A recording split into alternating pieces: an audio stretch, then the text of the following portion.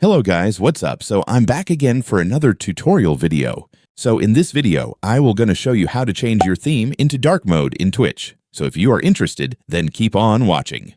But before all that, if you are new to my channel, consider to like and subscribe for more videos like this. And also, you can comment down below if you have something that you want to make a tutorial about.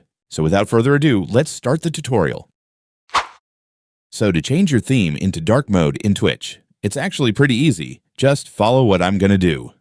So for the first step, of course, you will have to open your Twitch. You can either open it in your browser by searching for twitch.tv website, or if you have your Twitch app installed, you can just open it directly from your desktop. And once you have opened your Twitch, next, just click the profile icon at the top right corner. And then there it is. You will now see the dark mode option right here. So all you have to do is turn it on. After that, your Twitch theme will automatically be changed to dark mode just like that. And if you want to go back to light mode, you can just simply turn it off. In my case, I will stay in dark mode. And so that's just how you do it, guys. Now that you've watched this video, you can now do it yourself. So that concludes for our tutorial video for today. Thanks for watching. Goodbye.